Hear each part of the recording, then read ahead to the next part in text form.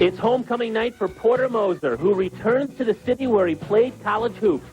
Can his Redbirds complete the upset they nearly pulled off in Normal earlier this month over Creighton? The answer is next on News Channel 31 Sports.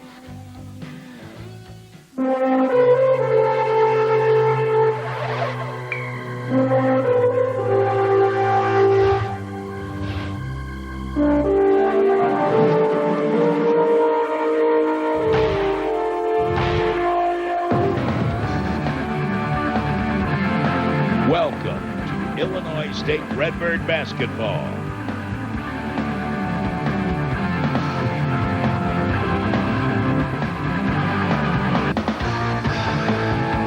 Inside the brand new Quest Center, it's homecoming night for Porter Moser as the former Creighton player brings his ISU Redbirds to Omaha to play the nationally ranked Creighton Blue Jays.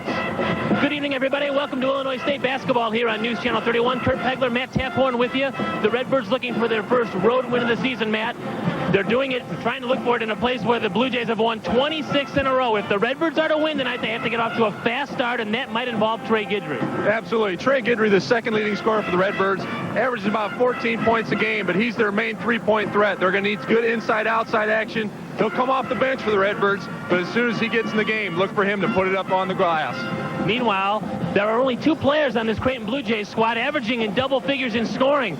But one man leads them in scoring and rebounding, and that's senior Brody Darren. Yeah, one of four fifth-year seniors for Creighton. Averages only 11 points, but also 6 rebounds a game. He's the enforcer inside for the Blue Jays. Had 12 points in the victory at Redbird Arena. He's the guy who really leads to lead them in the game. He was the first one out tonight, and Coach Dana Altman is really looking at him for some leadership in this ball game. Illinois State looks to win on the road for the first time this year and do it in front of Porter Moser's huge friends following that are here to watch the game. It's ISU and Creighton. Stay tuned. The starting lineups and the opening tip are next here on News Channel 31. And welcome to Creighton University, actually the Quest Center here in Omaha for Illinois State University basketball. The Redbirds at 5-10, the Creighton Blue Jays at 13-2, ranked 24th in the country by the most recent coaches poll. Let's take a look at tonight's starting lineups, brought to you by SEFCU, your credit union. We'll start with the visiting Redbirds, looking for their first road win of the season. The Redbirds with their 2-forward, 3-guard lineup of Marcus Arnold, Najib Eccles, Greg Alexander, Vince Green, and Neil Plank. Eccles is making his third consecutive start for the Birds, who are coached by Porter Moser, the 1990 Creighton University graduate. In his first season with the Redbirds, his record, of course, 5-10 at ISU, 59-44 overall if you count his 3 seasons at the University of Arkansas Little Rock. Meanwhile, the Creighton Blue Jays, the defending Missouri Valley Conference tournament champions, at 13-2 and 5-2 in the league. Mike Lindemann is in the starting lineup. He's started every game the last 3 seasons, with the exception of just one game. That was last year's senior night when he stepped out of the starting lineup so that he could help honor the seniors. Mike Grimes, Brody Darren, Nate Funk, and Johnny Mathis, who's the player that hit the game-winning free throw in the game back in Normal between these two squads. The Blue Jays are coached by Dana Altman, who's in his 10th year here at Creighton, 188-102 overall with the Blue Jays. If you count his years with Kansas State and 1 season with Marshall, he's 271-169. We mentioned it's been a huge home court advantage, Matt, for Creighton. They're in their brand new arena, which just opened up this fall. They've won 26 games in a row here, and they've done a wonderful job of getting people into the building. They're going to have 14,000 fans here for tonight's game. This place is incredible. I'm almost speechless. It's a tremendous facility, one of the best in the Valley, if not the best right now. But Illinois State, to their credit, has played in front of this type of environment already this year, playing at Champaign against the University of Illinois. And the Redbird fans know how well they played there. Should have come away with a victory, just weren't able to close that one out. So I don't think they're going to necessarily be intimidated by this environment. We'll see how they come out ready to play. Certainly Creighton's going to be in a bad mood coming off of a loss at Wichita State Wednesday night. Yeah, the Blue Jays, uncharacteristically, have lost 2 of their last 3 games.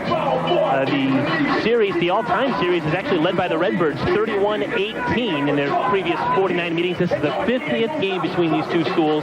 But in recent years, Creighton has really ruled the roost. They've won the last 7 games in the meetings between these two squads, including a 56-55 win at Redbird Arena back on January the 7th. The officials working tonight's game, all from the Missouri Valley Conference: Steve Morris, David Werfel, and Daryl Smith. The Redbirds are in their road red uniforms with white trim.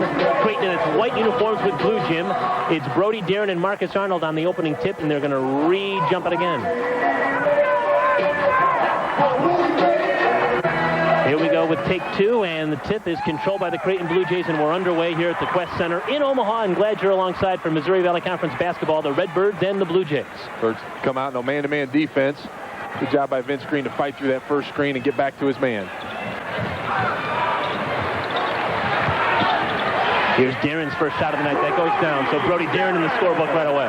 And that's an area where Darren can kill you inside. If you don't double team him, he's so effective in and around the basket. If you do come with the double team, he's such a good passer out of that block area. The Redbirds worked on breaking the pressure of Creighton in practice the last couple of days. They'll certainly see it here, and we've got to foul immediately on Creighton. Neil Plank is such a versatile player. It's his size, about 6'5". Very good handling the ball in an open court situation. He needs to really look for the scoring opportunities, though. He's really reluctant to look for some of those scoring opportunities and just really needs to take advantage of them when they present themselves. Nate Funk picked up the first foul of the game. He's immediately sent to the bench in favor of Kellen Milliner, who's been terrific off the Blue Jays bench for Dana Altman. That was a quick hook, huh? Hook there by Dana Altman. Nate Funk made one mistake, and he was out of the ball game. Boy, Sparky Anderson doesn't have anything on Dana Altman when it comes to the quick hook. Here's Plank. Drew the double team, and his pass to Marcus Arnold went off Arnold's hand. A turnover for the Redbirds. Back comes Milliner and the Blue Jays. Good pass by Plank. Arnold just wasn't ready for it. When Plank is dribbling the ball, you really have to anticipate that pass because he's looking to pass first, shoot second. And Lindemann turned it over. And that's a good call. Lindemann, I tell you, in the years I've seen him play, and he's another one of the fifth-year seniors for Creighton, he does have a tendency to do that with that left hand. Brody Darren, Michael Lindemann, Joe Dabbert. These guys are all, as we mentioned, fifth-year seniors. Joe Dabbert, the other one. They've got four of them on this roster. And that's kind of what the Dana Altman system has been. Bring guys in, get them to redshirt, get them to learn his program in his system, and be around the university for 5 years. And then you're loaded with seniors. Here's Alexander's three ball is no good and off the rim. Back comes the Blue Jays now. Good box out that time by Darren on Arnold, but he was the only one offensively for the Redbirds to even go towards the offensive boards.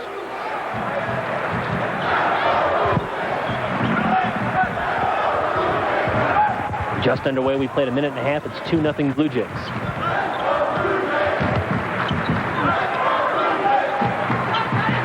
Grimes backs in on Najib Eccles, but they had a shot that time blocked by Marcus Arnold, who came on the weak side for help. Now there's the double team that time. That the previous possession, they did not double down on Darren. That time Arnold came down, helped out, and got the block shot. Near steal by Lindemann. Eccles with a tough move in traffic and scores. Eccles very quick for a guy at 6'7", 230. He was very effective against Creighton in the first ball game, going to the basket. Mathis' first shot is no good. The Redbirds have a chance for the lead now in this possession.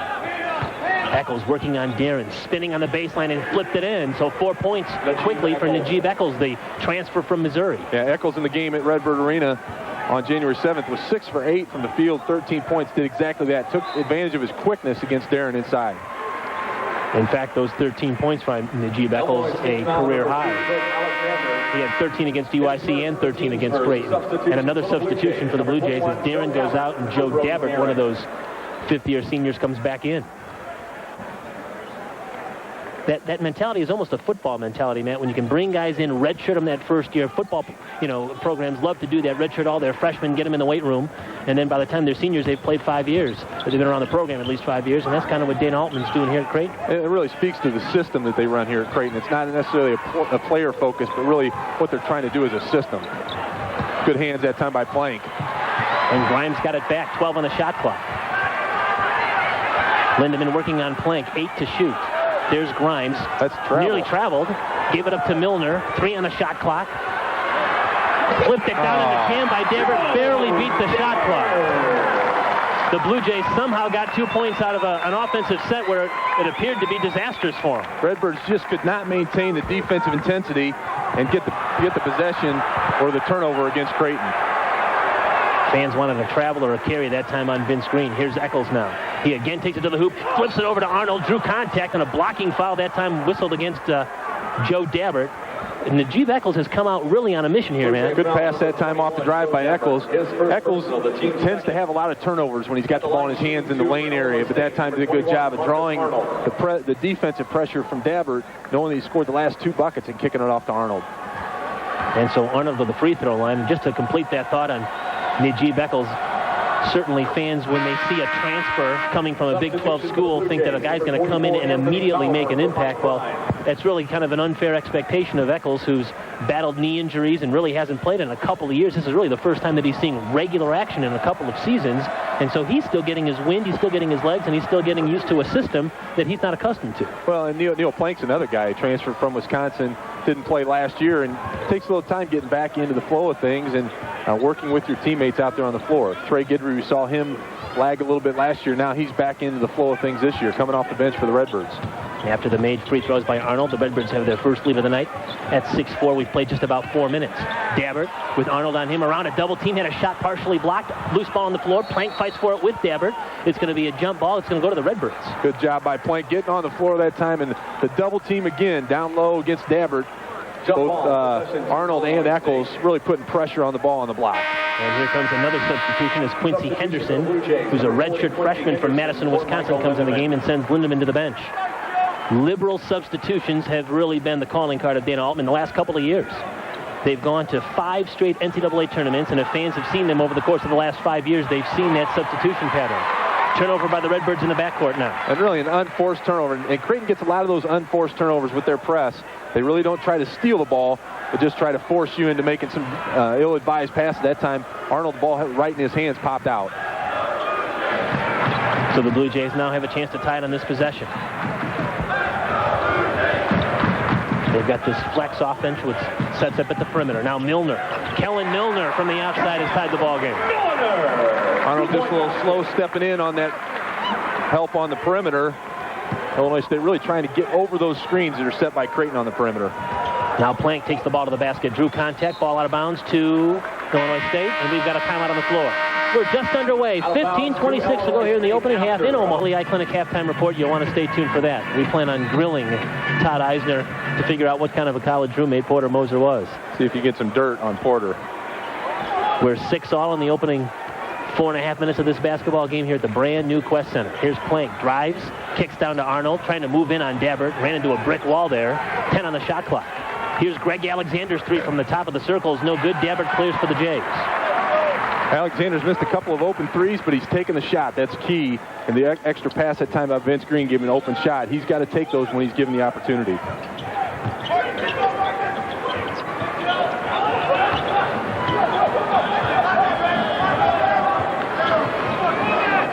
The Blue Jays drew better than 15,500 here for a game against Nebraska, the biggest crowd of the season to see a Missouri Valley Conference game this year. And they've done a wonderful job of attracting fans here at this, as we mentioned, gorgeous new arena. Plank with the rebound, ahead to Eccles, 3-on-1 if the Redbirds hurry. And Vince Green fills the lane, got a nice feed from Eccles, another assist for Najib Eccles. And that was a great job by Eccles to hold on to the ball long enough. If he had given that up too early, it would have been too easy for the defender to guard both players in transition. Eccles gave it up when Vince Green got in the lane. Great awareness by the big man running the floor. The Redbird lead is now 8-6. The Birds played Creighton tough, very tough at Redbird Arena, losing by a point, and they've come out strong here tonight. And a travel violation whistled against Johnny Mathis, and we have all kinds of substitutions. 6 new ball players coming in, 3 for Creighton, 3 for Illinois State.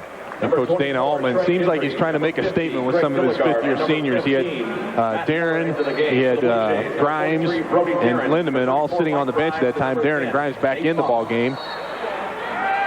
And Blake Dilligard, who's just checked into the ball game, whistled for a foul on Brody Darren, who truthfully looked like he took a flop, to be honest with you. And the official underneath the basket where the ball is being taken out of bounds made that call from out at half court when the official right at half court didn't make the call. That was not his call to make. And that's why Porter Moser's right now trying to get an explanation from him. Well, it's a turnover now, and Creighton has a chance to tie the ball game up here with this possession. Nate Funk is back in the ball game. He spent most of the opening 5 minutes on the bench after starting the game. He was in the game about 30 seconds, picked up his first foul, and found himself on the bench. Lindemann for 3. Missed it. And Trey Guidry is checked into the ball game for the Redbirds, back to get the backboard. That's that extra pass, and Darren's so effective because he's so big inside of making that pass out of the double team. Eccles spinning and scoring, and Najib Eccles has come out on fire for the Redbirds. Eccles and Arnold both on the post really like to get in the defender's body, and Eccles even more so because he's so quick and get it up to the basket in a hurry. 6 points and an assist for Najib Eccles here in the opening 6.5 minutes. Eccles not even interested in guarding Grimes from the three-point range, and nor should he be. Diener trying to hand to Funk. Matt Miller is on him. Miller trying to give Vince Green a breather. Double team now on Diener, almost traveled. 5 on the shot clock now. The Redbirds defense is extending Creighton's offense. Nate Funk's three from the top of the circle is good. And that's just poor defense that time by Neil Plank. They had him locked down. Plank just got off balance. Instead of realizing how much time was on the shot clock, he needed to step up on that three-point line. And give credit to Funk for making a very difficult shot. And now it's Guidry. Stepped inside the three-point arch, thought about the shot, but instead it's going to be Plank from three-point land. And I don't mind seeing Plank shoot that ball either. He needs to get a little confidence going again. And just the fact that he's willing to put that shot up there is a positive sign. Certainly you don't want to pass up an open shot, which he had.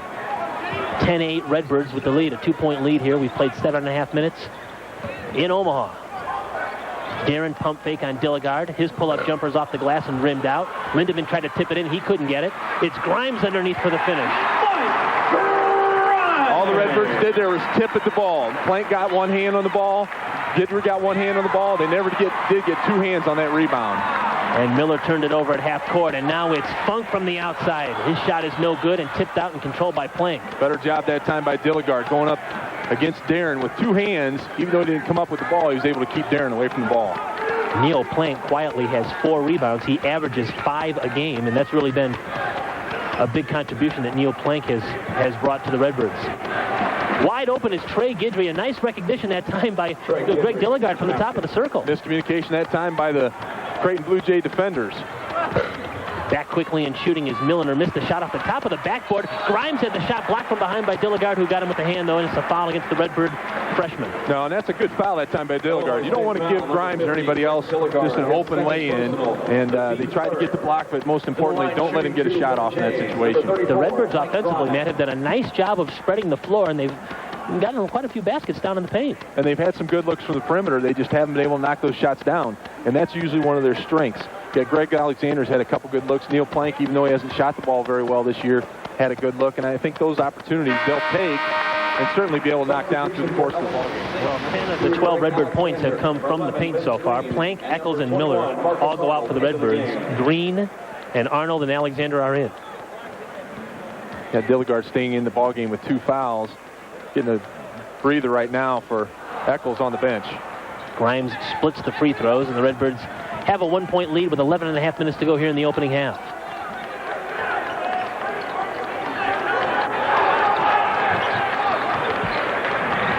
Guidry tried to get that ball back to Arnold. Nice defense by the Blue Jays. That's really the focus of this Redbird team. Just when we say that, the pass on the inside goes to Arnold, but he had his shot blocked. Back comes Nate Funk now.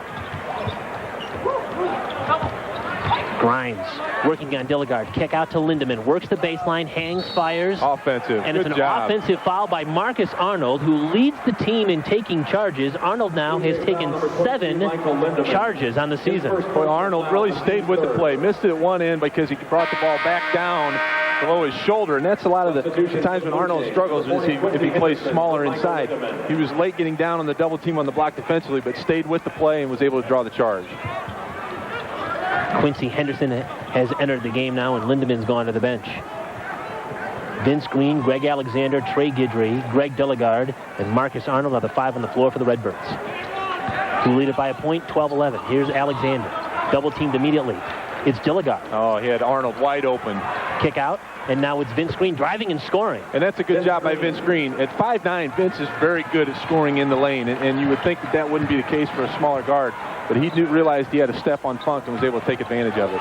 Immediately, Brody Darren is double-teamed by both Arnold and Dilligard, and nice defense that time by Marcus Arnold. It's a held ball, and on jump ball possession, he'll go to Creighton. And that's a great job by Arnold and Dilligard. One of the things that the Illinois State coaches teach in their practice is show your hands on defense. They continue to keep their hands up and body down low, and that way the officials see the hands and not getting in there and getting called for the foul. Greg Dilligard to the Redbird bench, and Najib Eccles is back in. Dilligard giving the Redbirds some solid minutes here in the opening half. Funk to trigger. Mathis thought about it. He's working on Green.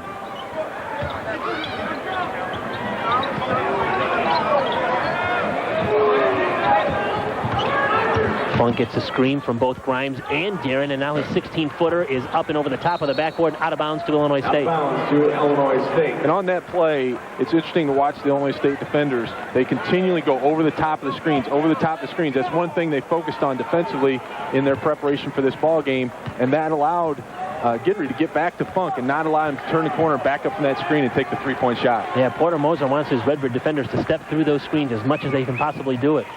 Here's Eccles drawing contact, and Najib Eccles will get to the free throw line. Yeah, and the reason why, and I'll point this out from the other end from Illinois State, is Grimes reaches down with his hands. Instead of keeping his hands up and showing the hands to the officials, he brings his hands down and is whistled for the foul.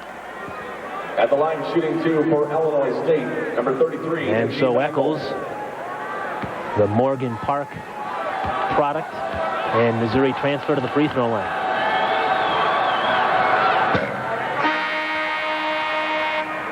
This has been one of his biggest weaknesses on the season so far, is his free throw shooting. His timing is just off a little bit. I believe he's got decent form at the top, but his legs become straight before he actually releases the ball.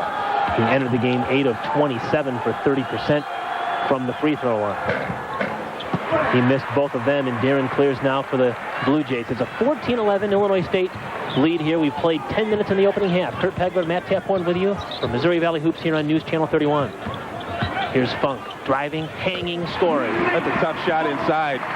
Fairly good defense, and Funk just does a good job.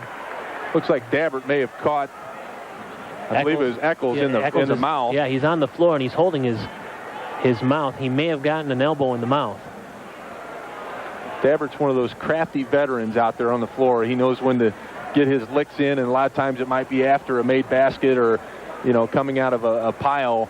And that time Eccles caught one in the chops. Well, at 6'11" and 255 pounds, it's hard for him not to be in the middle of things because of the size of his body. And you're right, there are plenty of times those folks in Central Illinois that have seen Dabbert, that, they've seen his elbows before. It looks like Najib is getting a hand up at least. And hopefully that's all it is an elbow to the mouth. Coach Porter Moser is taking this opportunity while he's helping his player on the floor to let the officials know that there was some wrongdoing there that wasn't whistled. So Najib Eccles will leave the game. And so the Redbirds need to get another ball player in there, and it's going to be Dilligard. So Dilligard will come in along. It'll be Dilligard, Trey Guidry, Vince Green, Greg Alexander, and Marcus Arnold on the floor for the Redbirds. 1 point Illinois State lead here. We've played 10.5 minutes in Omaha at the Quest Center. 26-game home winning streak that Creighton owns right now is the third longest in the country.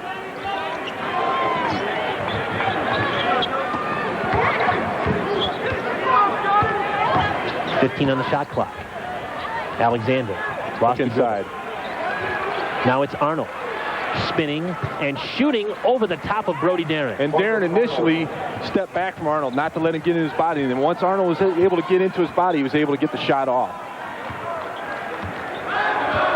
Arnold now with 4 points, and the Redbird lead is 3 at 16-13. Here's Darren, draws a double team, and he quickly gets it, or Darren that time from Dabbert. Dabbert drew the double team and quickly noticed that one of his players was unguarded. And that's Vince Green's fault. He did not rotate down. He watched the play. Joe Dabbert was standing right in front of him. He never did get down and help out weak side. The Redbirds did exactly what they wanted to do, and that's double team down the block. They just hit poor rotation. And now on the other end, it's Arnold. Offensive foul on Marcus Arnold. That was a flop. Joe Dabbert was going down before contact was even made. Foul on Illinois State's number 21, Marcus Arnold. Again, that points out what Arnold really wants to do and where he's comfortable at on the offensive end. Instead of taking that little short shot from about 10 feet, he tried to get into Dabbert's body, but able to get an angle at the basket. Bird's going to be in a 1-2-2 zone here this trip down the floor. That's the first foul whistle against Arnold. Just the second team foul on Illinois State here in the opening half.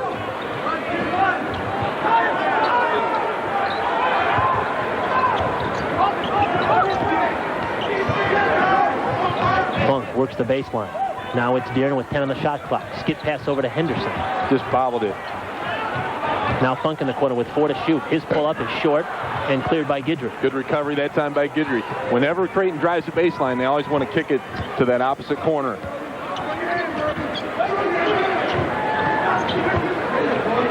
Redbirds on offense, Matt, shooting 58%, 7 of 12. They've been efficient. Just haven't gotten enough shots. Here's Arnold over a double team. Tough shot. Arnold gets great angles, and he's good at that little jump hook off the left shoulder. Redbird lead is back to 3, and a nice steal that time by Greg Dilligard. Great job by Dilligard, getting his hands up and jumping and trying to time the pass. Deflected it and gets the turnover. The Redbird defense, especially in opening halves here in the last couple of weeks, really has stepped it up. Arnold drew a double team, almost lost the ball out of bounds, and Vince Green had it out of his hands, and it's out of bounds, and it's going to go to Creighton. Quick hands by the Blue Jays, and they come away with a turnover. Will step 90. He'll be our halftime guest. We'll learn some interesting, hopefully, insights. And that's all coming up on the Gailey Eye Clinic halftime report. To complete my thought, Matt, about the first half defense, you know, when Creighton, for example, was in normal, they scored just 19 points in the opening half. Right. And Porter Moser brought up an interesting observation, saying that the Redbirds, when they play defense in front of their own bench, when their players and their coaches can really, you know, shout out instructions and do things, they've been wonderful offensively or defensively. It's what happens when they get to the other side of the floor and they kind of got to think on their own, and maybe they don't have that leader to scream out the defensive changes and such, that they've run into some trouble. Yeah, typically their second half field goal percentage defense has gone down from their first half performance. Dabbert's shot is no good, tipped out. Lindemann had it, but it's Dilligard that wrestles away the loose ball. And Neil Plank got his hand on that ball twice and allowed Dilligard to come away with the rebound. Now Plank on the offensive end. Just a touch hesitant still on that shot, but I like to see him shooting the ball. Boy, Vince Green nearly came away with a steal. Lindemann the loose ball, skip pass over to Milliner in the corner.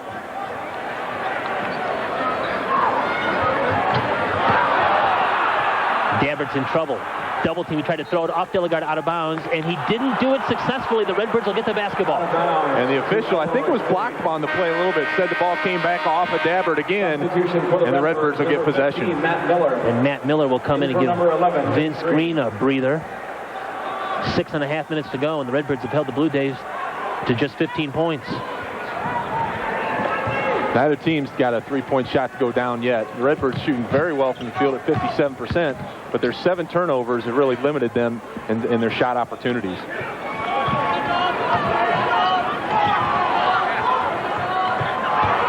Arnold hands to Alexander, who's quickly double-teamed. Now it's Arnold again.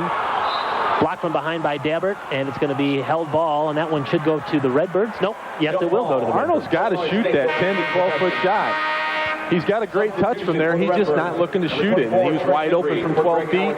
Just tried to get the ball to the basket. Fortunately, he didn't get called for a travel. Guidry in, Alexander out for the Redbirds. Dabbert out, and Diener in for the Blue Jays.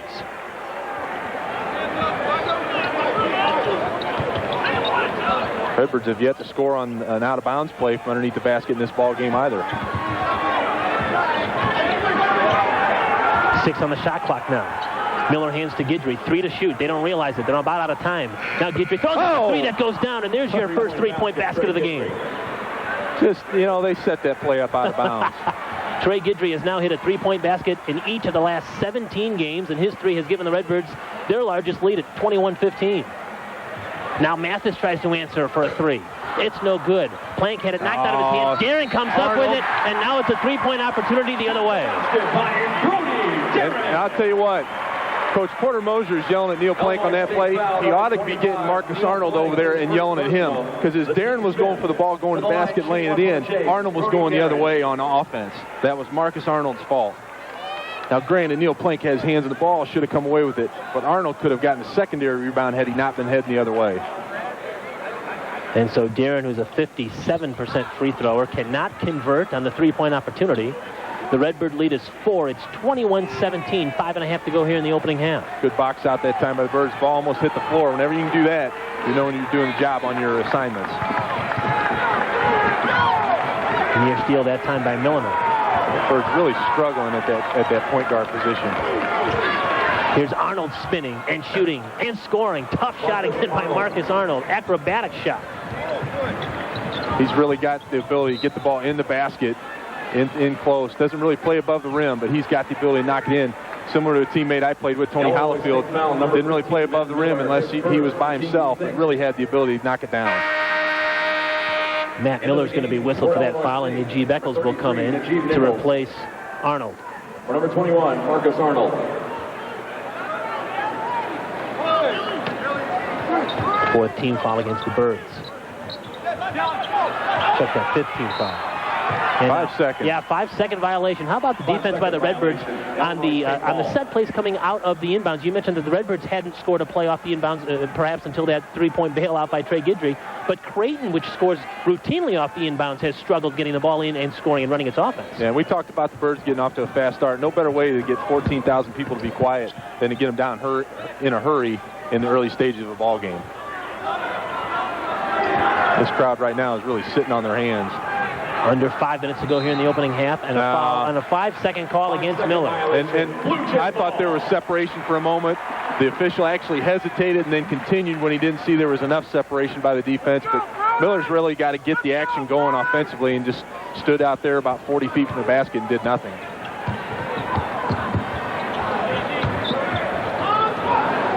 Here's Milliner, 4-3. Guidry a little late getting over the top of that screen. Really flew at the shot well, but Milliner's been hot from three-point range and was able to knock that one down. Milliner is a three-point shooter by trade, and now he has tied Nate Funk for the team lead in three-point makes with his 23rd three-point make of the year. He's brought the Blue Jays back within 3 at 23-20. Here's Eccles, backs in on Grimes. Tries to turn on him, lost the dribble. 10 on the shot clock now. Guidry, down the lane, kick it over to Dilligard for the finish and the foul. Boy, you got to love that out of a freshman in this type of environment, this big game. Good penetration by Guidry, the kickoff to Dilligard, and he goes above the rim and draws the foul and was able to knock that one down. Personal, the team's fifth. Checking into the game for Illinois State, number 2, Greg Alexander for the Blue Jays. Number 10, Alexander will come in and send Neil Plank to the bench. 30, Jimmy Motes for Michael Lindemann. Greg Dilligard likely has been Illinois State's most pleasant surprise this year as a freshman coming in. And the number of really quality minutes that he has given for a guy that maybe not many expected much out of in his freshman season. No, and a lot of expectations were on Najee Beckles when he came back and was eligible. And Dilligard is really... He started the first 10 ball games this year and has really stepped it up and allowed the Redbirds a little bit more flexibility on the front lines. Milliner tries again for the three. He can't get it. Redbirds do a nice job of boxing out, and Eccles comes away with it. And now Miller pushes the ball off the floor.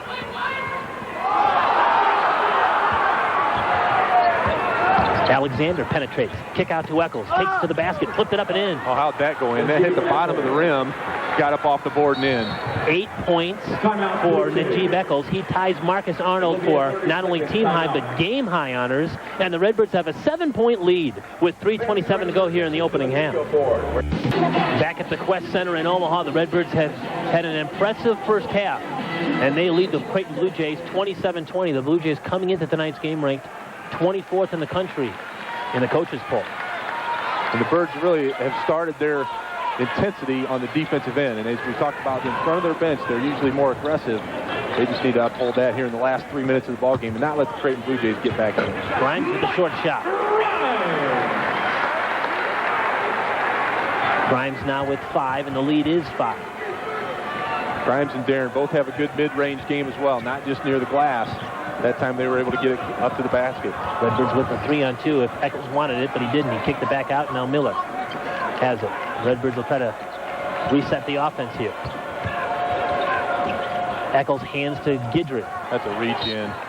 It's like a poke check in hockey as Darren poke checked it out of bounds. The Redbirds will have it when we come back. 2:43 to go in the opening half. Redbirds have looked good so far. They lead Creighton 27-22 here in Omaha.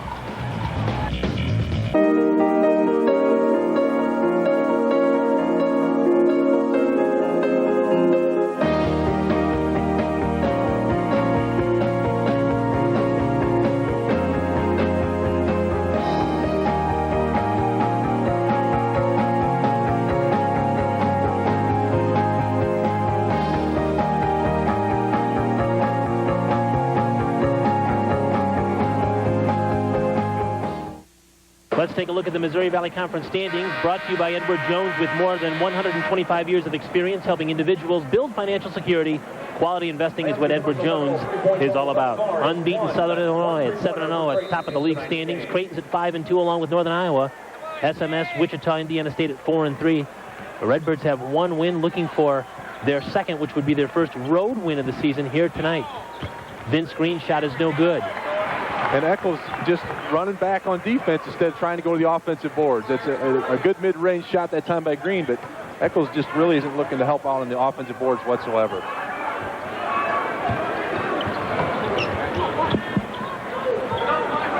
Grimes around a double team. Flipped the shot up, no good. Loose ball's on the floor, and Eccles comes away with it. Well, a lot of contact. The officials really letting them play inside down there on the blocks. The Redbird double teams on the low post have really been effective tonight. 2 minutes to go here now, and a carry is called against Vince Green. And that's the second carry call, and they've both been called by official Steve Morris. First one is against Michael Lindeman. This one against Vince Green. It's happening right in front of him, but that's, you know, usually a call you don't see in college basketball, let alone twice in one half. Well, Porter Moser, if you could have seen the expression on his face, felt the exact same way you did, Matt. Backdoor lob to Milliner. That from Jimmy Motes, who's checked into the game for the first time. Here's Dabber. Swing pass out now to Milliner. Drives, and now it's Funk for three. Yeah, Creighton's a tough team to play a zone against because their big guys inside pass the ball so well, and they shoot the ball so well from the perimeter. And whenever you get in that situation, it tends to get the crowd back in the ball game. And Greg Alexander was just a half a second too slow to get out there. Just missed getting out there to defend that shot. Well, the two shots that Creighton has hit from the three-point range, they've had a hand in their face, but it's also out of the zone.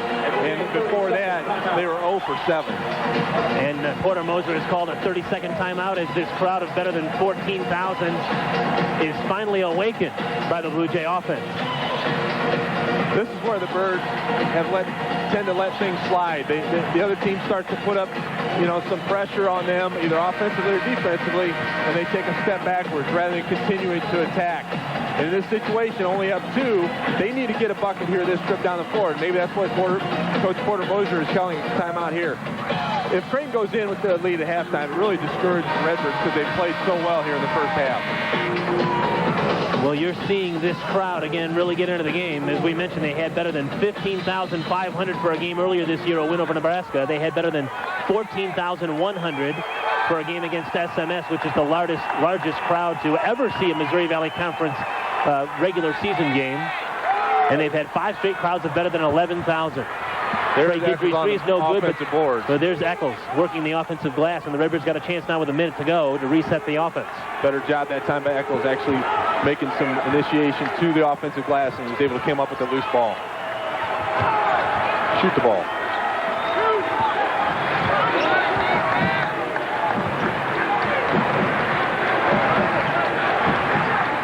On the shot clock now. Here's Alexander for 3. A big shot that the Redbirds needed. That was a deep 3. Man on him. Was able to knock down the big shot. Alexander's first triple of the night. Redbird lead is 5. And how about that? Dabbert. That was one of the worst passes I've ever seen. Was looking to pass that ball, and it goes in the basket. The only worst part about it is if it would have happened from the three-point line. What is that? No, he was not down again. That's a terrible call. And a turnover called again against the Redbirds. That's really a bad call. First he gets fouled in the trap trying to step through, and then he wasn't down again before he had thrown the ball. Just a tough call against the Redbirds. That's 10 turnovers now in the first half.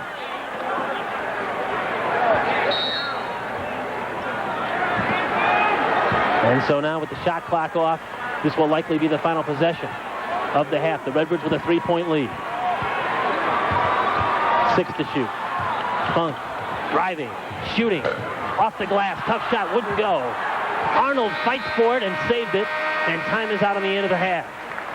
So the Redbirds go to the locker room at halftime, having won the first 20 minutes, as they lead the Creighton Blue Jays 30-27. Halftime here at the Quest Center in Omaha. At halftime at the Quest Center in Omaha, Illinois State with a 30-27 lead over the Creighton Blue Jays. Matt Taphorn, Kurt Pegler back with you. The Redbirds, Matt, on the road, shooting 62%. Not bad. No, and just very confident on the offensive end. And they just need to keep up that confidence that they've had in the first half, really taking it to the action. Eccles and Arnold have been very effective, both with 8 points in the first half, and they've passed the ball well. Just unselfish play, the extra passes created open shots for the Redbirds. They just need to do a better job and continue that in the second half. And I can think of at least 2 Creighton offensive possessions, a bailout 3 by Nate Funk and a pass which went into the basket for Dabber. Otherwise, they'd have 5 points fewer. But right now, the Redbirds in front by 30-27. News update coming up next here on News Channel 31. Welcome back to the Gailey Eye Clinic halftime report. Illinois State leads Creighton 30-27 here in Omaha. We're joined courtside now by Todd Eisner, a former Creighton Blue Jay player and the former college roommate of Illinois State head coach Porter Moser. What kind of a roommate was Porter Moser? Well, we had a great time, obviously. We were here at a very special time in Creighton basketball. We were part of Coach Baroni's first recruiting class and helped build the program back up, and was fortunate to play in a couple of NCAA tournaments and one NIT. So it was a really special time, and Porter and I built a great friendship at that time, which has continued on throughout the last 15 years. Now, you're coaching an NAIA school. Porter's coaching a Division I school. You guys are bonded, obviously, from your days as a roommate and as a teammate, and now in coaching circles as well, huh?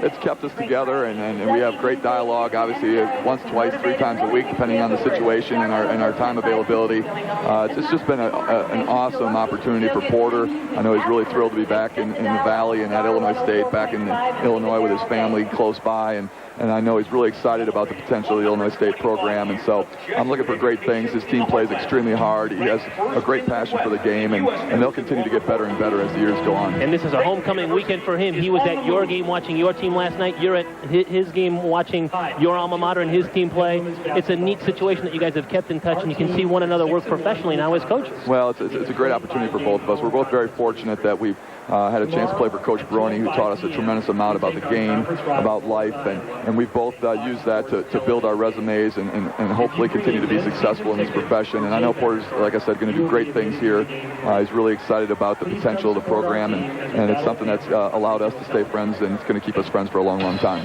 Thanks for the visit. I appreciate it. Thanks a lot. Good luck with your team, too. Todd Eisner, who coaches an NAIA school here in Omaha, and the former college roommate of Porter Moser. The Gailey Eye Clinic halftime report continues from Omaha after these messages.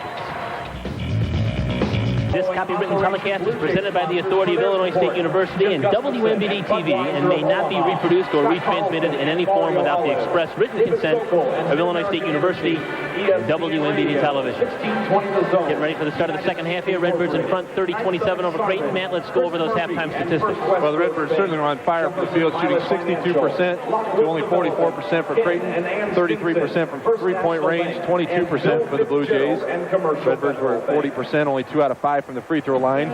1 out of 3 for the Blue Jays for 33%. And the Redbirds actually had a 16-11 advantage on the boards and 10 turnovers compared to 5 for the Blue Jays. The Redbirds played Creighton very tough in the first meeting. They played Illinois very tough. They hung tough with Southern Illinois.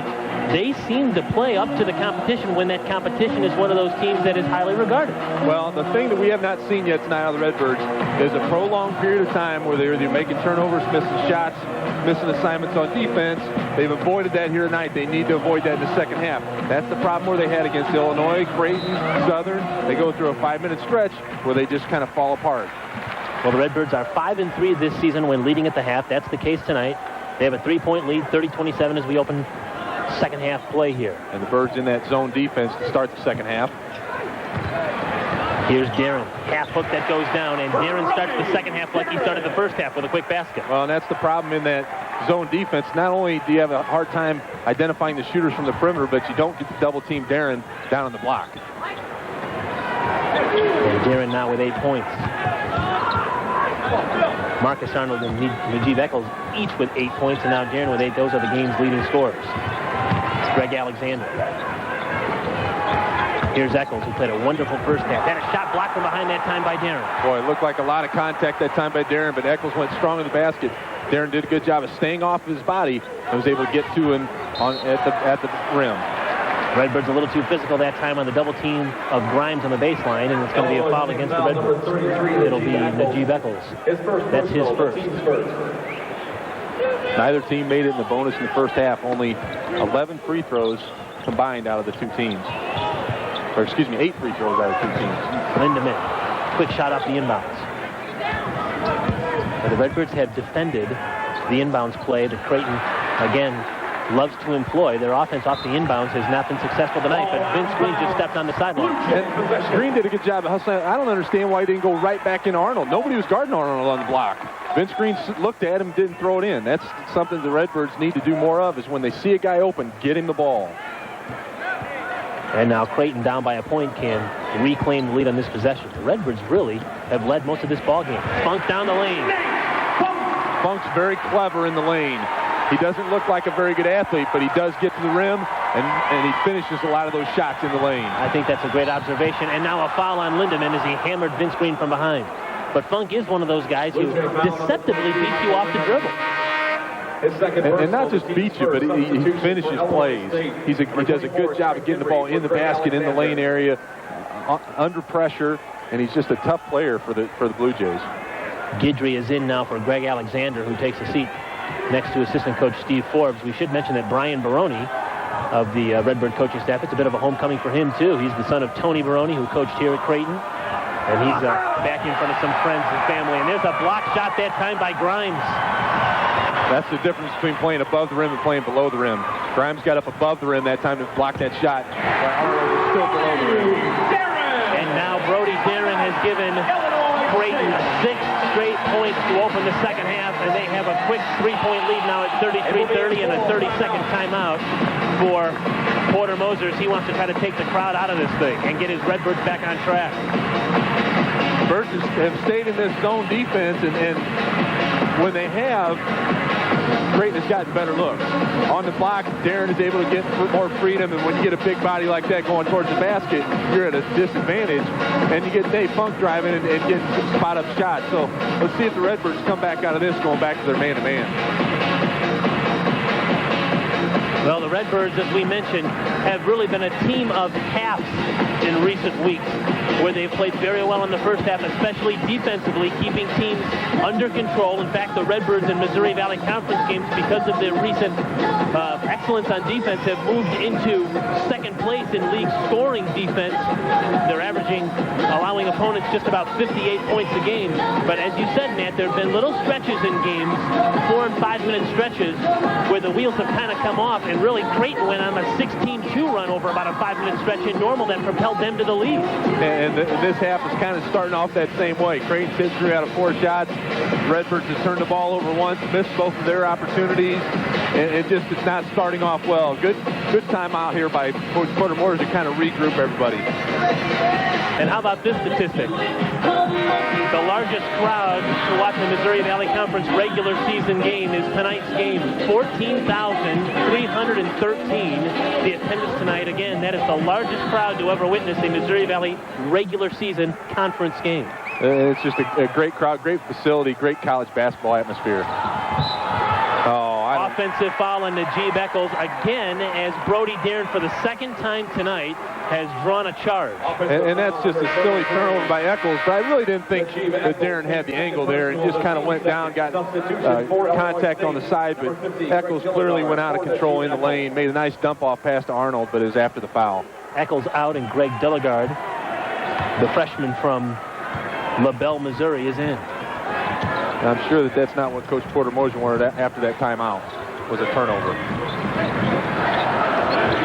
Funk skip pass over to Grimes. One dribble to the lane, flipped it up and in. Wow. Grimes is writhing in pain on the floor as he landed very hard on what appeared to be his tailbone. Not sure how that's not a foul in that situation. Both players, Dilligard coming hard after Grimes. Grimes was still able to get the ball up in the basket. Great awareness that time by Funk, knowing that the Birds were going to concentrate on Darren on the block with a double team, skipped it across the lane to find an open Grimes, and he was able to get the ball in the basket. There's another look as you see the ball. A lot of contact there. Yeah. Grimes comes down hard on his tailbone. Well, the Blue Jays on an 8-0 run here to open the second half, and now have their largest lead of the game at 35-30. Funk with the nice hands, stepped in the passing lanes, knocked the ball out of bounds. Flank's trying to make a pass through a defender that's standing right in front of him. Plank, Arnold, Dilligard, Trey Guidry, and Vince Green are the 5 right now on the floor for the Redbirds. We've played just about 2.5 minutes here in the second half of this basketball game. Here's Green driving and drawing a foul, a blocking foul this time against the Blue Jays. Green's really playing with some enthusiasm, trying to get his fellow players fired up out there, and he did a good job of drawing the foul that time against the Blue Jay defender, trying to get some action going to the basket again for the Redbirds. Second team foul now against the Jays here in this half. Plank is out and Greg Alexander is in for the Redbirds. He'll trigger from the baseline. Redbirds still looking for their first points here of the second half. Guidry, there it is, a 3-ball. Trey Guidry, 3-point basket.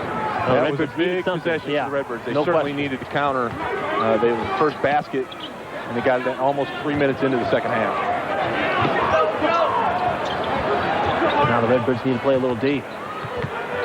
Better job on the double team down on the block. The Birds again back to their man-to-man. They've been much more effective in this ball game in that defense. Darren thought about the 15-footer, then drives, flipped it up, no good, and cleared that time by Marcus Arnold. Great defense that time by the freshman Dilligard against the fifth-year senior Darren. Just didn't really go for that shot fake either time and stayed down on the floor. Good position defensively on the drive by Darren. Now it's Alexander from the outside. Just the two. So in consecutive possessions, the Redbirds knocked down outside jumpers. They've tied the ball game at 35. Alexander's second bucket of the ball game, hit a big 3 in the first half. Good job again by him once he's seeing the opening to take the shot.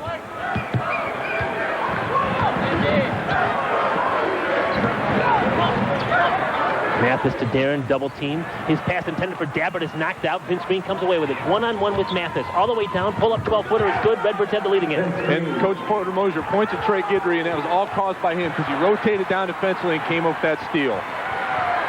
Good job by Vince Green at taking the ball to the hoop and getting the bucket. And a nice backdoor pass from Dabbert to Lindemann. Alexander turned his head momentarily. Dabbert and Darren both from the perimeter are very good passers for big men. And that halted a 7-point Redbird run. 7-0 Redbird run. We're tied at 37 now.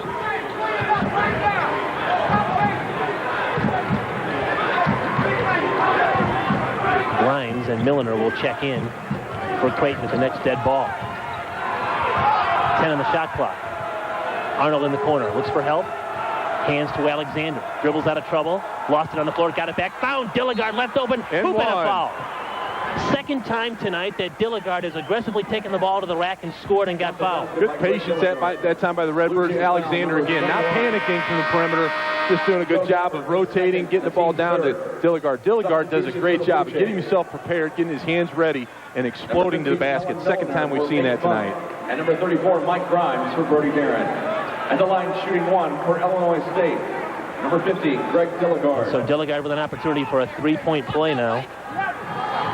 Dilligard, a 68% foul shooter on the season. He came up short. 39-37. The Redbirds with a 2-point lead. We played just about 5 minutes in this second half here in Omaha. Beautiful new Quest Center. We're better than 14,300 are on hand to see it, and a foul this time is going to be whistled against the Birds. That time showing the hands didn't help Arnold as much. He really got the body into Dabbert that time. Dabbert really initiates a lot of contact inside because he's so physical down low as well. We'll step away. 15:04 to go here in regulation. The Redbirds with a 2-point advantage over Creighton. Here in Creighton, the Redbirds lead the Blue Jays 39-37. Nice backdoor play, and Johnny Mathis has his first basket of the game. Green had really done a great job on him, and that might have been a purposeful play called that time by Coach Dana Altman out of the timeout, knowing that Green was really blanketing Mathis in this ball game, and he just overplayed the pass. Mathis backdoor to get an easy basket. And so we're tied again at 39 this time.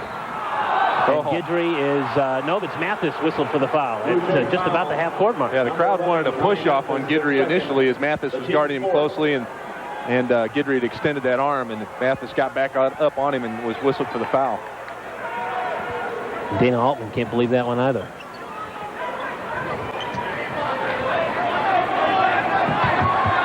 Redbirds still smoking hot from the floor. 63% on 17 out of 27 shooting here on the road. So just not really looking inside to Arnold. He's getting double-teamed right now by Grimes in front and Dabbert from behind, but the Birds just aren't looking to go into him. Guidry short shot for the baseline's no good, but Dilligard to the offensive board. Now Alexander back to Dilligard. Greg thought about that shot, but had to change it. Lindemann came flying out at him. Smart move that time by Dilligard. Not to force a shot, but get the ball back out and set up the offense.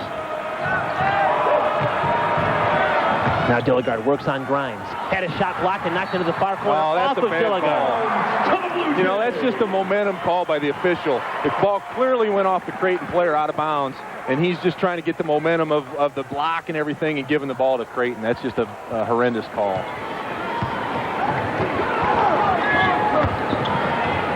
Under 14 to go. 39 all. Mathis with his first basket here in the second half. Redbirds, as you said, Matt, have done a nice job defending the guy that won the game for Creighton at the free throw line when these two teams met in normal. Foul away from the basketball against ISU. Calls on Vince Green as he was trying to get around the screen set by Dabbert. Held on to Mathis as he was trying to make the back cut to the basket. Green doing a good job defensively against Mathis in this ballgame. Here's the play at the other end. Really, again, Dabbert looked like he hit that ball out of bounds against Dilligard after the nice block that time.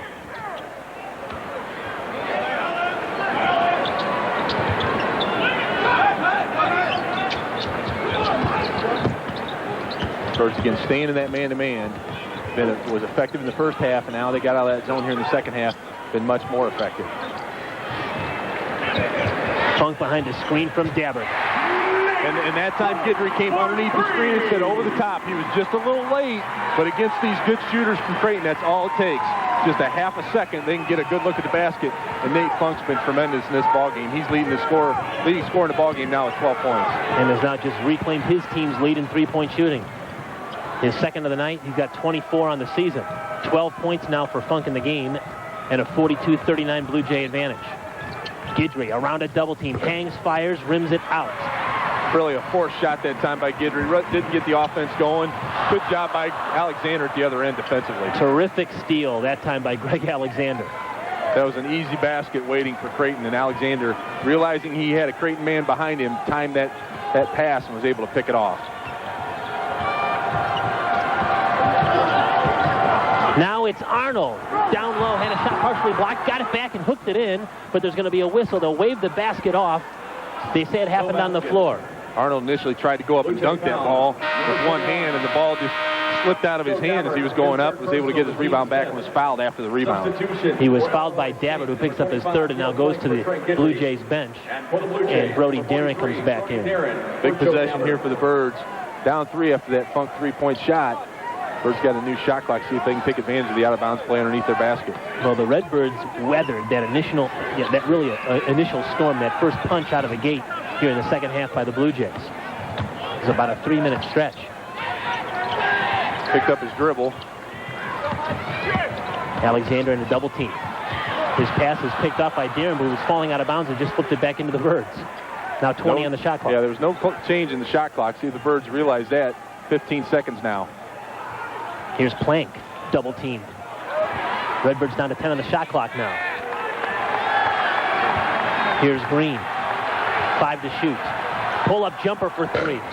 Bounces out, tipped, and Brody Diener has it, and Arnold's on his back.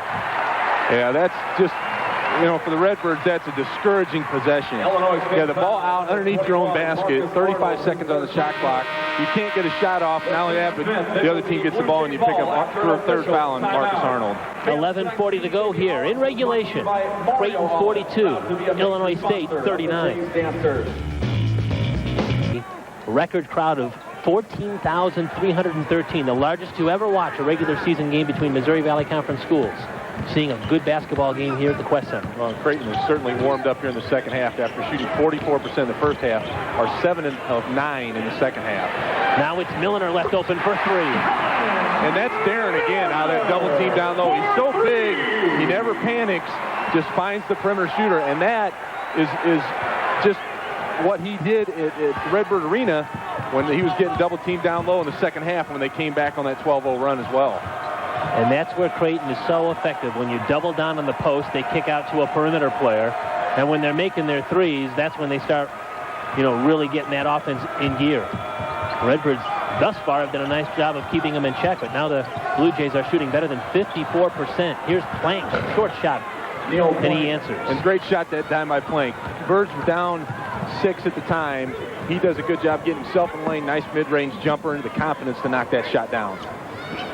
We approach the 10-minute mark left in this one. It's a 4-point Blue Jays lead. Moats in the ballgame. His pass down is going to be a foul against the Redbirds before the shot. Not a bad foul in that situation. Only the 4th foul against the Redbirds. Excuse me, 16th foul in the second half already. But again, that situation is a little slow coming out of that double team against Darren. Funk to Grimes. Out of bounds plays. But, you know, there's just 2 or 3 baskets a game if you can score out of bounds plays, and Creighton's done a great job with that here in this ball game. Matt Miller's in the game for the Redbirds. That's him bringing the ball up the floor here. Kicking, it'll be a fresh shot clock of 35 seconds. It's a 6-point Blue Jay lead now at 47-41.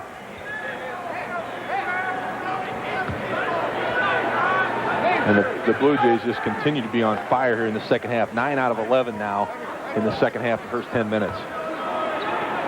Well, they certainly came out of the locker room on fire and have ridden that momentum. Down 3 at the break, now they lead by 6. So a 9-point swing. Still plenty of time. We're exactly at the halfway point of the second half.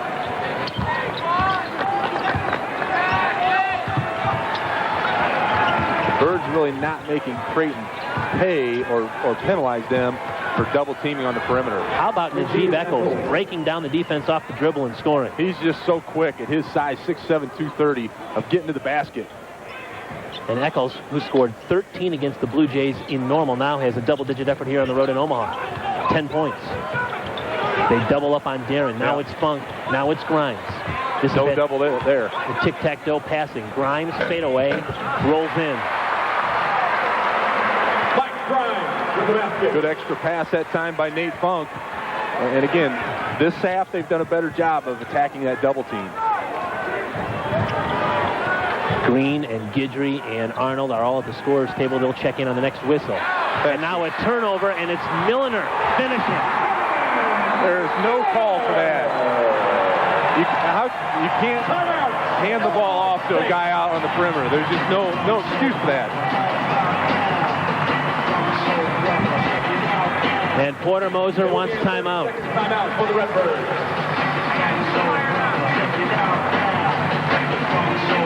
Just poor execution by the Redbirds down on the perimeter. You got Najee Beckles picks up a dribble, and Matt Miller doesn't come and get the ball. He hesitates, goes away from the ball, and Miller just stayed right with it, was able to tip the ball away and get the easy basket at the other end. Now the Birds down 8. Substitution during the timeout for Illinois State. Number 11, Nick Green.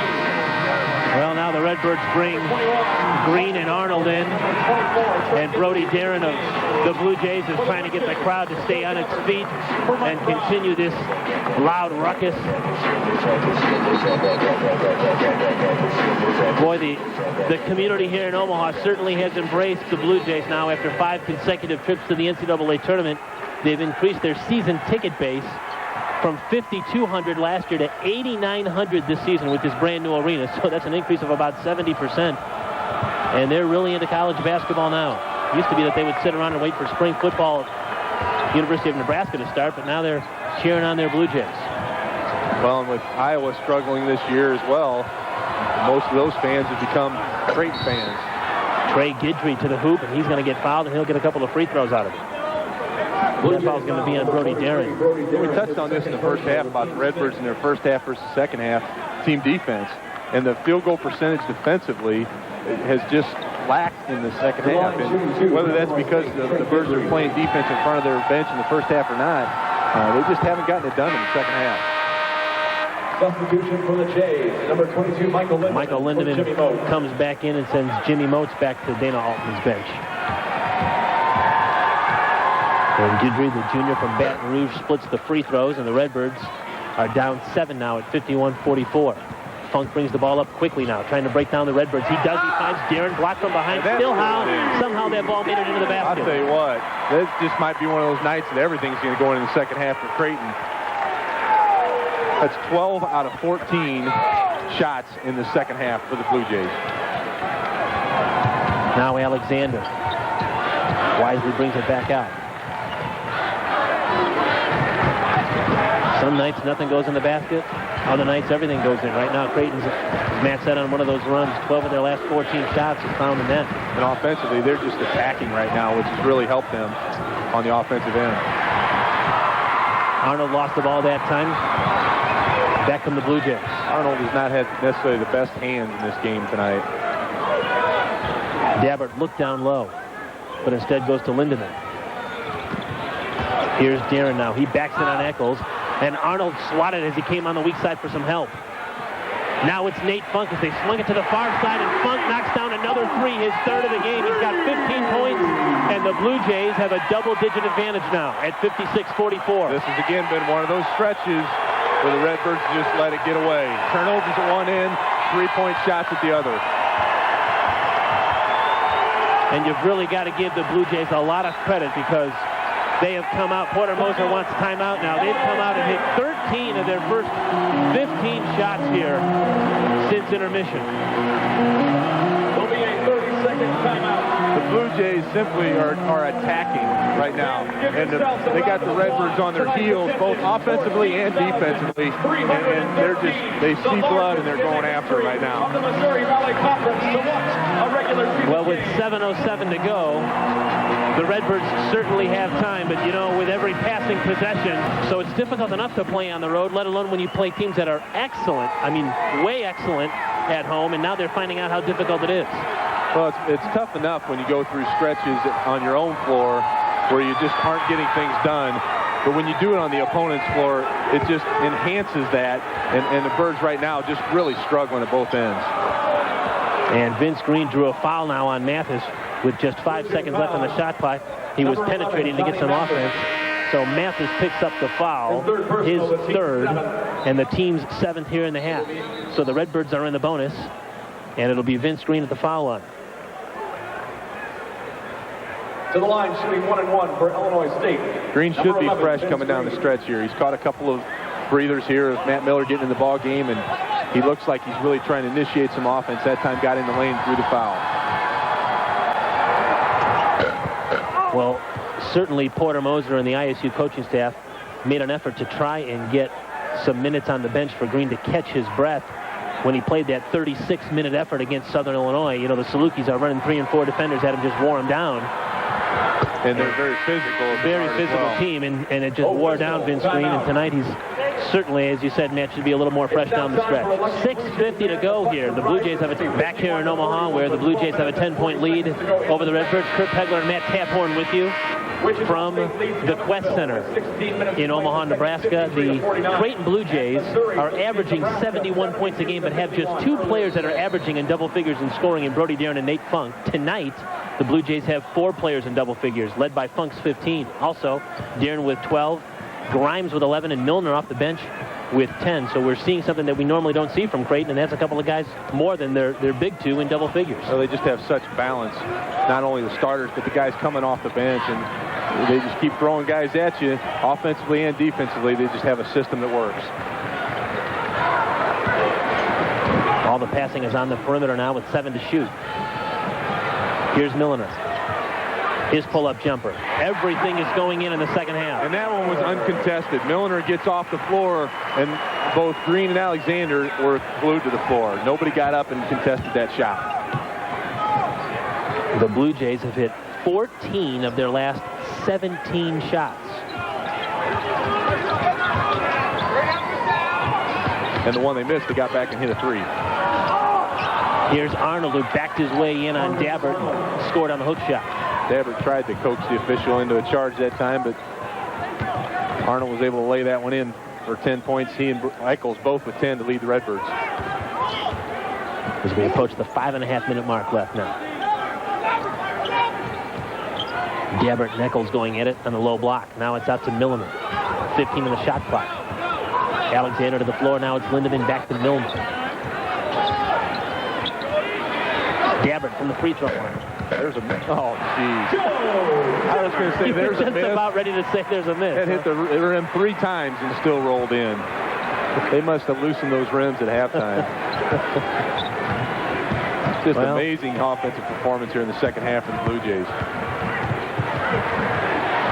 15 field goals here in the second half and still 5 minutes to play. 15 of 18 from the floor. There's a foul going to be called on Milliner against Guidry as he's trying to get around that screen on the perimeter. Redbirds still trying to get something going out there on the three-point line. And both Alexander and Guidry working hard for their shot opportunities, just not getting many good looks. And number 43, Brody Darren. Well, we should mention really offensively the Redbirds at 57%. If you'd have said before the game the Redbirds were going to shoot 57% on the road at Creighton in front of 14,000 plus, you'd say, oh, I'll take that. And they've out-rebounded Creighton as well, 20-18 at this point. I mean, you look at the stat sheet and you say, well, the Redbirds, are right there. The turnovers have certainly hurt them, 14-7 at this point. And just Creighton's unbelievably hot shooting in the second half, up to 60% now for the ball game after 44% in the first half. There are some nights you just tip your cap. And Trey Guidry has been not looked real confident there at the free throw line in this ball game. He's been a tremendous free throw shooter this year. Well, he had made 25 straight free throws entering that game at home against Southwest Missouri State last Sunday and went 2 out of 6 from the foul line there. And you know how that mental thing is. We've talked about foul shots before. Every now and again, you just get yourself into a mental funk and you miss a couple of them and it just affects you mentally. And speaking of funk, he just dribbled the ball off his foot and out of bounds. And that, again, was created by Vince Green. Just good pressure on the ball, good knock from behind that time, but he and Greg Alexander both were on top of the ball that time against Nate Funk. Good hands by the Redbirds. Big possession here for the Birds. Down 10, they need to cut in that double-digit lead. Green took it right to the basket and kicked it out now to Alexander, who drives and looks for help, and it's going to be an offensive foul against Greg Alexander. Just out of control both times. Alexander was out of control, Green was out of control. And even Alexander that time, his kick out was to Najib Eccles, and just not a very smart play that time. Illinois State's number 2, Greg Alexander, his second personal, the team's 7th. And now the team's 7th foul for the Redbirds here in this half. But with the player control foul, the Birds, or I should say the Blue Jays, not shooting free throws. They will on the next foul. Lindemann left open for 3. And all Lindemann did against the press was walk down there to the corner and set up and wait for the ball. And finally they found him, and it was wide open. Well, Lindemann has had a very quiet night tonight. He's only attempted 4 shots from the field. He has just 5 points, but it's a shot like that just demoralizes you. Guidry, the miss, got his own rebound. And those are the possessions. At one end, you get a charge. The other end, the team gets a 3. That just kills your momentum. Now Alexander tries to get some of that momentum back. Missed the 3. High up to get the rebound is Eccles. And Najib Eccles continues to play an aggressive game. Good aggressive move that time to the offensive boards by Eccles. Eccles now with 12 points. Again, he scored 13 against the Blue Jays in their first meeting earlier this month at Redbird Arena. He doesn't mind seeing the Blue Jays. Birds need a stop here of some kind. Darren, double team. His pass is off Guidry, who went and got it. Nicely done. They did get a stop. Wasn't a shot attempt that time by Creighton, but the Birds still got the ball. Oh, their aggressive double team of Darren helped, and now Guidry missed the 3, tipped up, and it's going to be a foul. It's going to be against Creighton, against Brody Darren, to push off on Eccles. Boy, and Steve Morris, the official, pointed to the Creighton end initially. I thought he was going to call that foul on Marcus Arnold, but he changed his direction there, and the Redbirds are going to get a one-on-one opportunity once again. For Greg Alexander. Albeit Eccles at the line. Plank is now in for Alexander, and Mathis is now in for Milliner. For Kellen Milliner. The Redbirds have just attempted 3 foul shots tonight. No, the Redbirds check that. Creighton has attempted 3, and the Redbirds have 1 out of 3 in this ballgame from the line. That was much better stroke that time by Eccles. The timing was much better. The legs and the extension up top were more in unison. Redbirds have shot the foul shot. I knew I said it too fast. I was going to say relatively well tonight at 8 out of 13 when you're on the road like that. Yeah, that fact that they've got 4 times as many free throws as the home team is amazing. Yeah, that's usually a formula for victory as well. And it just the hot shooting by Creighton at the other end is offset that. Reach-in foul by Trey Guidry that time. The Redbirds again aggressively trying to step through and defend every screen. And that time, Guidry just a little too aggressive. And so Mathis will get to the foul line. For the Jays, Johnny Mathis. And Mathis, again, as we mentioned earlier in the broadcast, hit 1 of 2 free throws with 1.4 seconds to go to win the game for Creighton at Redbird Arena, but has been incredibly quiet tonight. And give credit to the Redbirds defenders, especially Vince Green, for the effort that they put forth on Johnny Mathis tonight. sophomore guard out of Louisville, Kentucky. He has just 6 turnovers in 7 games since becoming the Blue Jays' starting point guard when Tyler McKinney went down with an eye injury. 3:07 to go here in Omaha. Blue Jays 65, Redbirds 53. Our best coverage of the game is sponsored by Carpet Weavers. Colors for your home, colors for your life. And the Redbird player putting forth the best coverage tonight, the best defensive effort tonight, is point guard Vince Green. He's done a wonderful job. Yeah, Vince has done a tremendous job. He's really been looked upon to do it at both ends of the floor, running the offense and really kind of cutting off the head, if you will, of the Creighton offense. And he's done a good job of really containing Mathis for the most part of the game, and just a great effort by Vince Green for the Redbirds tonight. Mathis held to just 4 points. His first field goal didn't come until the opening minutes of the second half. He's only attempted 3 shots tonight. So Vince Green with his nice effort defensively. And not exactly what Coach Dana Almonds wants in this situation. No. Is to have a foul and sending the Redbirds to the free throw line. And it'll be Guidry.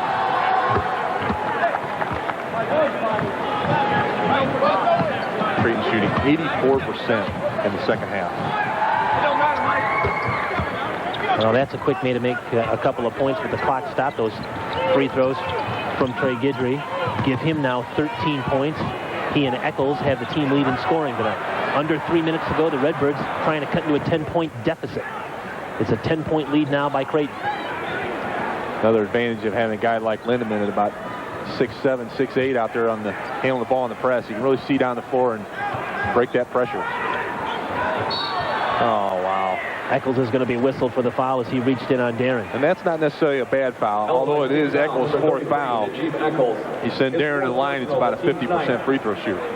Yeah, 57% on the season. He started his 76th consecutive game tonight. And there you go, Matt. You fouled the right guy. Well, as long as we don't continue to let Eccles foul in that situation. He has 4 personals in the ball game. His next will be his last. Trey Guidry for 3. Oh, my. Wow. Deep 3, falling away from the basket. Guidry with 16 points now is the leading scorer in the basketball game, and Dana Altman this time calls timeout. That was one of those shots where Trey Guidry just gets unconscious and he gets in a rhythm and he can really fire it away from anywhere on the floor. And if he can get in that kind of a rhythm, he gets some stops at the other end, maybe some missed free throws by the Blue Jays. This 7-point lead by Creighton could be whittled down in a hurry. Well, we've seen it before. Guidry is one of those players that needs just a hair, just to open the door just a little bit to get his shot off. Well, the key with Trey Guidry is to get his shoulders squared. And when he does that, he can get his release better at the top. And that's where he's very effective, and that was a good indication of that there on that last possession. And there's another look at that 3-point shot there by Trey Guidry, and a quick timeout. We were just handed a note that 82% field goal percentage in one half. 82% is the record in the Missouri Valley Conference right now, and what are they shooting? 84%, huh? And I'm not sure Creighton will have another shot unless it's a layup here in this half. There's a foul against the Redbirds. Yeah, the previous Missouri Valley Conference record for field goal percentage in a half, 82.2% by Bradley against Chicago State back in 1991.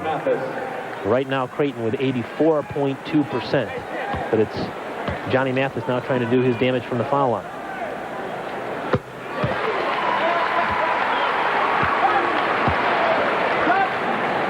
Well, Mathis has averaged about 9 points a game since becoming the team's starting point guard. Tyler McKinney was the team's starter at the beginning of the year, but he hasn't played, in fact, since the last time these two teams met on January the 7th because of an eye injury. He's been having vision trouble. And Johnny Mathis has done a wonderful job of stepping up and really taking the reins of the point guard position. He makes both those free throws, and it's 67-58, a 9-point Creighton lead. As we approach the 2-minute mark left in this one.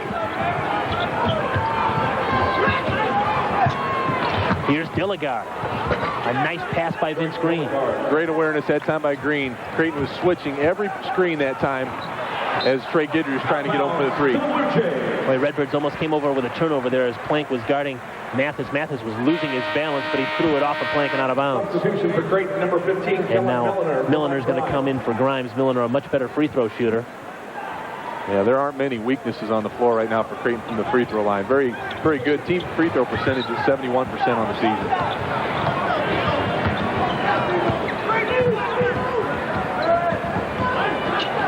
That's Milner with the basketball. In fact, he's made 15 consecutive shots from the foul line. Yeah, with 20 seconds to go on the shot clock now, you certainly don't want to foul in this situation. Make Creighton earn a basket in this scenario. Funk with 8 to shoot now. Drives, puts it up, had a shot blocked. Gabbert got it back, and he got fouled. Well, the Redbirds did everything right there as far as defending, Matt. As you said, they made Funk go to the basket. They defended it well, but it was Gabbert getting the offensive board. They really did. They just couldn't clear the rebound in that situation, and good defensive help that time by Arnold. Got a piece of the ball as Funk drove it to the basket once again, but the Redbirds just couldn't come away with it. Gabbert from Bailey, Colorado, one of 4 seniors who are playing in their 5th year. They're 5-year seniors, 4 of them on this Creighton roster, which leads the country. He split the free throws, and the lead is 68-60, and now Greg Alexander comes in for Greg Dilligard. They just had some washers just fall out of the scoreboard. Yeah, there's 2 of them. There's another one over here. Yeah, 2 washers evidently fell from the scoreboard right about mid-court. They've found one, and now Marcus Arnold's going over to pick up the other. Oh, that was strange. I hope that doesn't mean the scoreboard's coming down.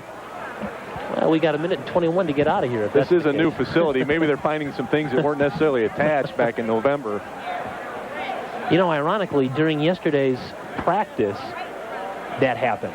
Well, they said there was a bolt that fell onto the floor. Well, it should be easier to find than, say, a contact lens, and we've found contact lenses before on the floor, but never before have we had to search for a nut and a bolt and a washer. Not quite sure what the conversation is over there. Now they're asking fans to refrain from throwing things on the floor, but I'll guarantee you that came straight down from the ceiling. Nobody threw anything on the floor. There was nothing coming down from the stands. No. That came straight down either from the scoreboard or from the walkways, the catwalks above the arena. But there was a bolt that came out of the practice yesterday, and that might have been the washers that were attached. Milner defended the inbounds pass and knocked it out of bounds. 1:19 to go. 8-point Blue Jay advantage. Well, hopefully that's the last piece of hardware that'll fall on the floor here tonight. Inbounds pass goes to Gidry. Brings it down aggressively, flipped it up, missed the shot. Lindemann got it back with one hand. Gidry was trying to get an angle there to get the ball to Arnold and just wasn't able to get it and tried to get the ball in the basket. 1 minute remaining in the half. Oh, boy. There's a foul at the half-court line, huh? I didn't see that foul at all. That was a tough call. Trey Gidry seemed like he was just really up on the ball and just really questionable call that time at half court by the official. Well, Gidry's picked up his 4th foul, so both he and Najee Eccles playing with 4 fouls, although Eccles is on the Redbird bench. And Milner will go to the free throw line, as I just mentioned a moment ago. Milner is one of the better free throw shooters. He's made 19 consecutive free throws for the Blue Jays. Shoots it at 90% from the foul line. Good job, Kurt. Maybe I'll talk him up a little more often.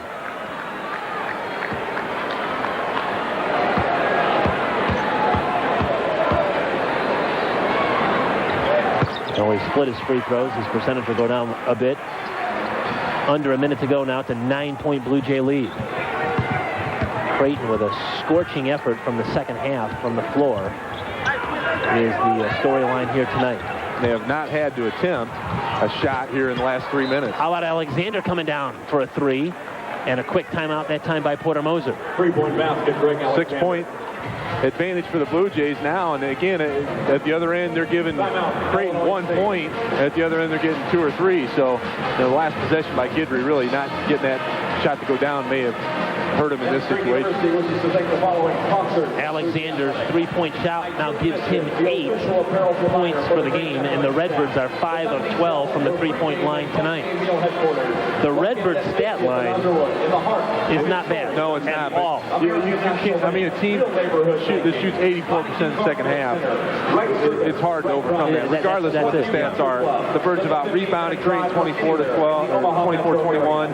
Their turnovers in the second half have been held in check, only 5 turnovers in the second half, and they've shot the ball well from the field at 56%. It's just hard to overcome that 84% effort by the Blue Jays here in the second half. That's exactly right. I mean, there's absolutely nothing wrong with the Redbird effort tonight. But again, it's just one of these nights where you tip your cap and you say, and this game is not over by any means, folks, but it's one of those games where you tip your cap and you say, if those guys are going to shoot 84%, that's going to be hard to overcome. But the Redbirds are still down just 6 with 46.3 seconds to go. There's plenty of time, and we've seen some crazy things happen in the final minute of games. Absolutely. Ask Wichita State if how big of a lead is comfortable. They were up 4, I believe, with 6 seconds to go at home and lose to Indiana State.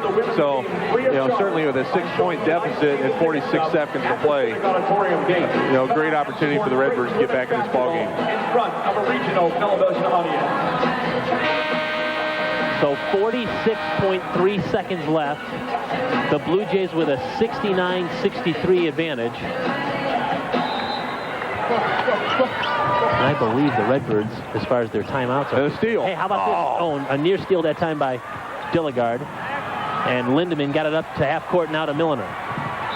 And the Redbirds foul quickly in the front court. Boy, how big would that have been? If Dilligard could have come up with that ball, he did a good job of pressuring in the corner, exactly what they wanted to do in that full court press. Got his hands on the ball momentarily, just couldn't come away with it. By my count, I was saying the Redbirds are out of timeouts, and that has just been confirmed. So the Redbirds burned their final timeout there in that last stoppage.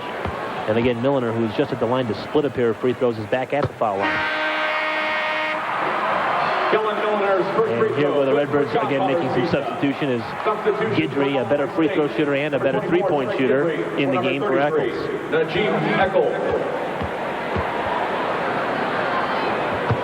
Milliner quietly has a 15-point night. He's one of the most athletic players that Creighton has, and one of the guys, he and Nate Funk, are able to create their own shots. Guidry missed the runner. And now it's Alexander for 3. In and out and stayed out. Lindemann got it and got fouled on the backcourt by Alexander. That might do it. Illinois State foul, number 2, Greg Alexander. Well, it's just, the possessions are so vital. And Dilligard, if he comes up with a steal at the other end, and then, you get a basket there, and that basket goes down by Alexander, it's just a situation where, the smallest of opportunities exist, and you just don't take advantage of them. Hey, how about this? Lindemann, who's a good free throw shooter too, misses the front end. He had made 32 straight free throws earlier in his career, which is a school record. He splits those free throws, and it's a 72-63 Creighton advantage. Dilligard almost lost the ball. Now Plank down, trying to draw contact, missed the shot. Dabbert gets the rebound there for Creighton, and now time is winding down on the Redbirds. 10 seconds and counting. The Creighton Blue Jays are going to win their 43rd of their last 50 games since the start of last season. Steal by Vince Green, and his final shot is no good. And after shooting 84% in the second half, the Creighton Blue Jays rally to beat the Illinois State Redbirds 72-63. That was the difference in the ballgame, that second half. It certainly was. And Creighton goes through a stretch where they just can't miss anything. Illinois State's turning the ball over that same period. It's just those precious 2 or 3 minute stretches that the Redbirds do. Thanks for being with us. For Matt Taphorn, this is Kurt Pegler. The final score once again from Omaha. Creighton 72 and Illinois State 63. Next Saturday, ISU and Bradley. We'll see you then. Good night.